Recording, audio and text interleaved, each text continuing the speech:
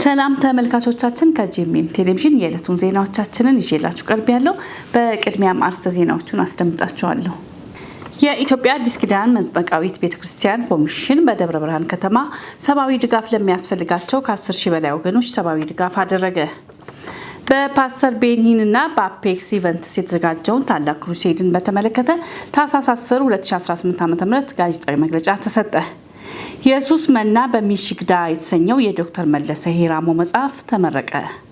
ከውጭ እስራኤል በወረራ በተያዘው ዌስት ባንክ የሚገኙ 19 አዲስ ሰፈራዎችን አጸደቀች።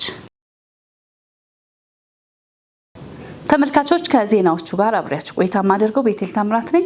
ወደ ዝርዝር ዜናዎች አለፍኩኝ።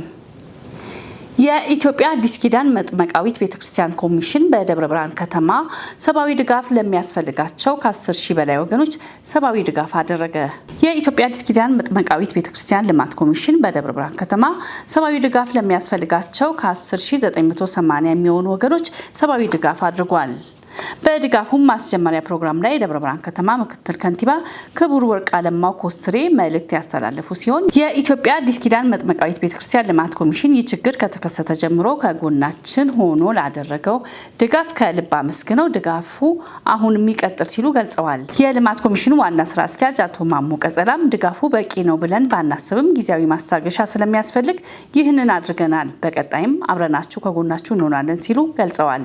ድጋፉ በሁለት ወር ዙር የተደረገ ሲሆን የመጀመሪያው ዙር ነሐሴ 30 2017 ሲካሄድ ይህ ሁለተኛው ድጋፍ ዙር ነው። ድጋፉ በወይንሸትና ባቄሎ መጠለያ ካምፕ ለሚገኙ ሰብአዊ ድጋፍ ለሚያስፈልጋቸው 10,980 ወገኖች በሁለት ዙር የተደረገ ሲሆን 16,470 ሊትር ዘይት፣ 3,294 ኩንታል ጤፍ፣ 330 ኩንታል አተርና 348 ኩንታል አልሚ ምግብ ያካትታል። ጠቅላላ የድጋፍ መጠን በብር ሲሰላ 52 ሚሊዮን ብር እንደሚሆን የልማት ኮሚሽኑ አስታውቋል። የከተማው ምክትል ከንቲባ በበኩላቸውም የኢትዮጵያ አዲስ ኪዳን መጥምቃዊት ቤተክርስቲያን በደብረ ብርሃን ከተማ በሁለቱ መጠለያ ካምፕ በወይንሸትና ባቄሎ እያደረገ ያለው ሰብአዊ ድጋፍ በጣም የሚያስመሰግን ነው ብለዋል። ልማት ኮሚሽኑ እንዲሁም በቤተክርስቲያኒቱ በልማት ዘርፍ ብቻ ሳይሆን ከሰላምና ጸጥታ ዘርፍ ጉዳይም ብዙ እያማከረች ብዙ የሰራች ያለች ቤተክርስቲያን ናት። በዚህም ትልቅ ምስጋና ላቀርብ ወዳለሁ በማለት እንደተናገሩ ተገልጿል። ሁለት ዙሮች ይህንን ድጋፍ አድርገናል። እንግዲህ ይህንን ድጋፍ ደግሞ እንዲደረግ እንዲሰራ አብሮን ላገዙን የመንግስት አካላትም ምስጋና እናቀርባለን በማለትም የልማት ኮሚሽኑ ዋና ዳይሬክተር ድጋፍ ላደረጉ አካላት ምስጋናቸውን አቅርበዋል። መረጃው የልማት ኮሚሽኑ ነው። በፓስተር ቤኒሂንና በአፔክስ ኢቨንትስ የተዘጋጀው ታላቅ ክሩሴድ በተመለከተ ታኅሳስ 10 2018 ዓ.ም ጋዜጣዊ መግለጫ ተሰጠ። በፓስተር ቤኒሂንና በአፔክስ ኢቨንትስ አዘጋጅነት የሚካሄደው ይህ ታላቅ ክሩሴድ መጋቢት 19፣ 20 እና 21 በመስቀል አደባባይ በአይነቱ ልዩ በሆነ ሁኔታ እንደሚካሄድ ተገልጿል። ይህ ታላቅ የወንጌል ክሩሴድ ብዙዎች ወንጌልን እንዲሰሙ ምክንያት እንደሚሆንና በኢትዮጵያ ምድር ታላቅ መንፈሳዊ ጉብኝት እንደሚሆንም ተነግሯል።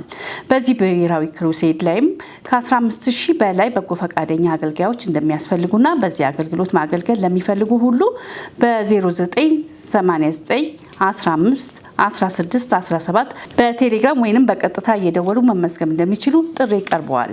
በዚህ አገልግሎት በፊትም ሲያገለግሉ የነበሩ እንዲሁም አሁን ማገልገል የሚፈልጉ ዘማሪዎች፣ አሸሮች፣ ፕሮቶኮሎች እንዲሁም ሌሎች አገልጋዮች የዚህ ታላቅ የወንጌል ስርጭት አካል እንዲሆኑ ጥሪ ቀርቧል። ፓስተር ቤኒሂን ከ1 ሚሊዮን በላይ ሰዎችን በወንጌል የደረሰ ከ30 በላይ መጻሕፍትን ያበረከተ ላለፉት 50 ዓመታት ከ190 በላይ ሀገራትን በመዘዋወር ጌታን በማገልገል ላይ ያለ አገልጋይ ሲሆን አሁን ደግሞ እግዚአብሔር ረድቶን ወደ ኢትዮጵያ በመምጣት ለማገልገል በዝግጅት ላይ መሆኑ ተገልጿል። ኢየሱስ መና በሚሽግዳ የተሰኘው የዶክተር መለሰ ሄራሞ መጽሐፍ ተመረቀ። የቀለም መሐንዲሱ ጌታውን ሄራሞ በአርታይነት የተሳተፈበትና በዶክተር መለሰ ሄራሞ የተጻፈውን ኢየሱስ መና ወይንም የኢየሱስ ሰዎች መጽሐፍ የሚሽግዳዎች የእምነት አባቶች በተቀበሉበት የወንጌል እውነት ጸንተው ስለቆሙበት ታላቅ ጸጋና በእሳት የተፈተነን የእምነት ተጋድሎና ጽናትን ያሳየ መጽሐፍም ነው። መርሃ ግብሩም ታኅሳስ 12 ቀን 2018 ዓ.ም በልደታ መካነ ኢየሱስ አጥቢያ ተጋባዦች እንግዶች የጸሐፊው ወዳጅ ቤተሰቦች እንዲሁም ጥሪ የተደረገላቸው አባቶች በተገኙበት በይፋ ተመርቋል። 12 ምዕራፎችን በያዘው ኢየሱስ መና በሚሽግዳ መጽሐፍ በርከት ያሉ ቀደምት የወንጌል አገልጋይ አባቶችን በቃለ መጠይቅ ያሳተፈ መሆኑንም አዘጋጆቹ ገልጸዋል። በመክፈቻ መርሃ ግብሩ አምልኮና ዝማሬ የተደረገ ሲሆን ዘማሪ ገዛኝ ሙሴም በዝማሬ አገልግለዋል። በመጽሐፉም ስለ ወንጌል ያገለገሉና መስዋዕት የከፈሉ አባቶችን በታሪክ መንገድ የሰነደ መሆኑም የመጽሐፉ ጸሐፊ የሆኑት ዶክተር መለሰ ሄራሙ አስረድተዋል። ዓለም አቀፍ ሁኔታ፣ አህጉራዊ ሁኔታ፣ አገራዊ ሁኔታን በማነጻጸር ነው የቀረበው እና ምንም የሎካል ወይም የአንድ መንደር ታሪክ ቢመስልም ይሄ ታሪክ ቅድም እንደነገርኩት ብዙዎች ዛሬ በስደት ላይ ላሉት ስደትን እንዴት መቋቋም እንደሚገባቸው የወንጌል ስደት ማለት ነው። ሌላ ደግሞ ትልቅ ሂስትሪ ምንድነው? ቅድም ብዙ ቦታም እንደተባለው በመጽሐፉም ተገልጿል። በስራም በጣም ምሳሌ የሆኑ አባቶች ናቸው። ወይንም ጳውሎስ በተሰሎንቄ የጠቀሰውን ቃል የማይሰራ አይብላ የሚለውን ቃል ሊትራሊ በደንብ ቀጥታ ነው የሚተረጉሙትና በዚህ መሰረት ብዙ አማኞች የነበሩት ሰነፎች አልነበሩ እና በእርግጥ ሰነፎችን እየገሰጹ እንዲሰሩ ያደርጉ ነበርና ከዚህ የተነሳ ልጆቻቸውንም በማስተማር ትልቅ ቦታ አድርሰዋል እና ስለዚህ ይሄ መጽሐፍ የነሱን ታሪክ የሚያወሳና ብዙ ነገር ለቀጣዩ ትውልድ የሚረዳ መጽሐፍ እንደሆነ ተስፋ አደርጋለሁ።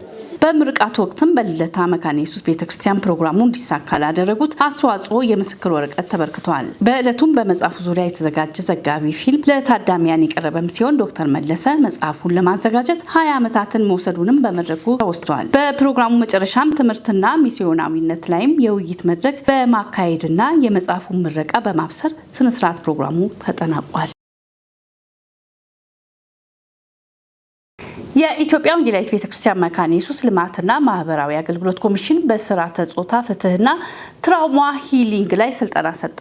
የኢትዮጵያ ወንጌላዊት ቤተክርስቲያን መካነ ኢየሱስ ልማትና ማህበራዊ አገልግሎት ኮሚሽን ለቤተክርስቲያን ተቋማት በስርዓተ ጾታ ፍትህና የስሜት ቀውስ ፈውስ ወይንም ትራውማ ሂሊንግ ላይ የ2 ቀን ስልጠና ተሰጥቷል። ስልጠናው ታህሳስ 18ና 19 2025 ዓ.ም የተካሄደም ሲሆን የሴሚናሪ ተማሪዎች፣ የቤተክርስቲያን አገልጋዮችና የፕሮጀክት ሰራተኞችም በፕሮግራሙ ተገኝተዋል። ትምህርቱም በዘፍጥረት 1 ቁጥር 26ና 27ና ዮሐንስ 4 ላይ ትኩረት ያደረገም ነው። እግዚአብሔር ወንድና ሴትን እኩል በማድረግ መፍጠሩም እንዲሁም በሴቶች እንክብካቤ ዙሪያም ዳሰሳ ያደረገም ነበር። ተሳታፊዎች በአሰቃቂ ሁኔታ ላይ ያሉ እርዳታ የሚያስፈልጋቸው ሰዎችን በማዳመጥ በምን አይነት መንገድ መፍትሄ እንደማግኘት እንደሚቻልና በቀላሉ እንዲረዱ የሚያስችል መሰረታዊ ክህሎት አግኝተዋል። ኮሚሽኑ የስልጠና ዋና ዓላማ ተሳታፊዎች የተገኘውን እውቀት በማህበረሰባቸው ውስጥ ለማሰራጨት እንዲረዳቸው እንደሆነም በመድረኩ ተነግሯል። መረጃው የኢትዮጵያ ወንጌላዊት ቤተክርስቲያን መካነ ኢየሱስ ልማትና ማህበራዊ አገልግሎት ኮሚሽን ነው። ሁለተኛ ዙር የተተኪ ወጣት መሪ ኢመርጂንግ ዩዝ ሊደርሺፕ ስልጠና ተካሄደ። የኢትዮጵያ ሙሉ ወንጌል አማኞች ቤተክርስቲያን በሰሜን ምዕራብ አዲስ አበባና አካባቢው ክልል የተተኪ ወጣት መሪ ስልጠና ተካሂዷል። ታህሳስ 11ና 12 2018 ዓ.ም ከ60 አጥቢያ ቤተክርስቲያን የተወጣጡ 65 ተተኪ ወጣት መሪዎች የተገኙበት ሁለተኛው ዙር ስልጠና የተካሄደ ሲሆን የእግዚአብሔር ተልእኮ በሚል ርዕስ በወንድም መኳንንት ለ2 ቀናት በክልሉ ቢሮ የሁለተኛው ዙር ስልጠና ተከናውኗል። የክልሉን ፕሬዝዳንት በመወከል የክልሉ የወጣቶችና የልጆች ቢሮ ኃላፊ የሆኑት መጋቢ ሽመልስ ጠጄ ለወጣቱ የእንኳን ደህና መጣችሁ መልእክት ያስተላለፉ ሲሆን ሰልጣኞችን የላኩትን አጥቢያ ቤተክርስቲያንን በድጋሚ አመስግነዋል። ስልጠናው በቀጣይ ለሚቀጥሉት 4 ወራት የሚቀጥል መሆኑን አሳውቀዋል። ተሳታፊዎችም ጌታ መልካም ጊዜ እንደሰጣቸው ገልጸዋል። የኢትዮጵያ ወንጌላውያን ነጋዴዎች ኔትወርክ ሄቨን ኦን ቢዝነስ የተሰኘው የትውውቅና የምክክር መድረክ ታህሳስ 11 ቀን 2018 ዓ.ም በማሪዮት ሆቴል አዲስ አበባ አካሂደዋል። የኢትዮጵያ ወንጌላውያን ነጋዴዎች ኔትወርክ ወንጌል አማኝ የሆኑ ነጋዴዎች እርስ በርስ የሚተዋወቁበትና ልምድ የሚለዋወጡበትን መድረክ ሲያዘጋጅ ይህ ለ9ኛ ጊዜ ሲሆን በፕሮግራሙ ላይ የኢትዮጵያ ወንጌል አማኞች ቤተክርስቲያናት ካውንስል ፕሬዝዳንት የሆኑት ዶክተር ጣሰው ገብሬ፣ የንግድ ባለቤቶች፣ የቢዝነስ ምሁራንና ባለሙያዎች እንዲሁም የብርሃን ባንክ ተወካዮች ተገኝተዋል።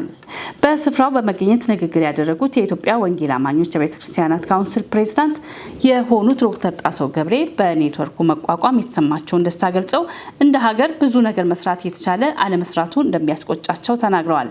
ከዛም ባለፈ የኔትወርኩ ተልዕኮና የስራ አቅጣጫ የሚደነቅ እንደሆነ ተናግረዋል። ኔትወርኩም የጀመረውን ስራ አጠናክሮ እንዲቀጥል አበረታተዋል።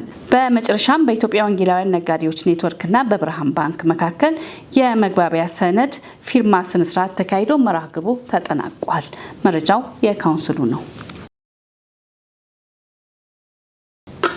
ከውጭ ወዳገኘነው ሳልፍ እስራኤል በወረራ በተያዘው ዌስት ባንክ የሚገኝ 19 አዲስ ሰፈራዎችን አጸደቀች። በወረራ በተያዘው ዌስት ባንክ የሚደረጉ ሰፈራዎችን ይበልጥ ለማስፋፋት እየሰራ ያለው የእስራኤል መንግስት በግዛቱ ለተገነቡ 19 አዲስ ሰፈራዎች እውቅና ሰጠ። ከእስራኤል መከላከያ ሚኒስትር እስራኤል ካትስ ጋር በመሆን ይህንን እቅድ ለሀገሪቱ የደህንነት ምክር ቤት ያቀረቡት ቀኝ አክራሪው የፋይናንስ ሚኒስትር ቤዛሌል ስሞትሪች ናቸው።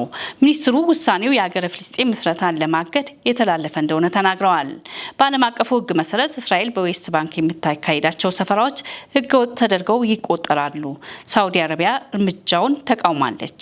የተባበሩት መንግስታት ዋና ጸሐፊ አንቶኒዮ ጉተሬስ ደግሞ የእስራኤል እረፍት አልባ ሰፈራ የማስፋፋት እርምጃ ውጥረትን የሚያቀጣጥል ፍልስጤማውያንን መሬቱን እንዳያገኙ የሚያግድ እንዲሁም የሉዓላዊነት ሀገር ፍልስጤምን እውን መሆን አደጋ ላይ የሚጥል እንደሆነ አስጠንቅቀዋል። መስከረም 2016 ዓ.ም በጋዛ ጦርነት ከተጀመረበት አንስቶ በዌስት ባንክ የሚፈጸመው ጥቃት በከፍተኛ መጠን ጨምሯል። የሰፈራው መስፋፋት የእስራኤል ወረራን የሚያጠናክርና የሁለት ሀገር መፍትሄ እውን መሆን ያቀጭጫል የሚል ስጋት አይሏል።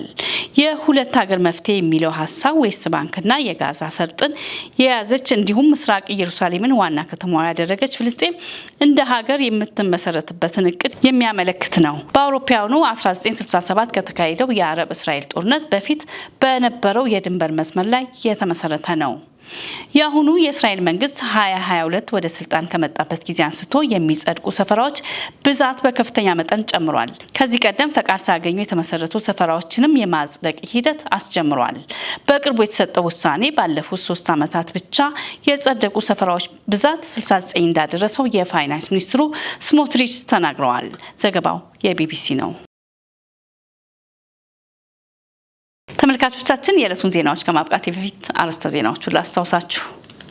የኢትዮጵያ አዲስ ኪዳን መጥመቃዊት ቤተክርስቲያን ኮሚሽን በደብረ ብርሃን ከተማ ሰብአዊ ድጋፍ ለሚያስፈልጋቸው ከ10 ሺህ በላይ ወገኖች ሰብአዊ ድጋፍ አደረገ። በፓስተር ቤንሂንና በአፔክስ ኢቨንትስ የተዘጋጀውን ታላቅ ክሩሴድን በተመለከተ ታህሳስ 10 2018 ዓ.ም ጋዜጣዊ መግለጫ ተሰጠ። ኢየሱስ መና በሚሽግዳ የተሰኘው የዶክተር መለሰ ሄራሞ መጽሐፍ ተመረቀ። ከውጭ እስራኤል በወረራ በተያዘው ዌስት ባንክ የሚገኙ 19 አዲስ ሰፈራዎችን አጸደቀች። ከዜናዎቹ ጋር ቤቴል ታምራት ነበርኩኝ። ከቀሪ ጄኤምኤም ቴሌቪዥን ፕሮግራም ጋር አብራችሁ እንድትሆኑ በአክብሮት ጋበዝኩ። ሰላም።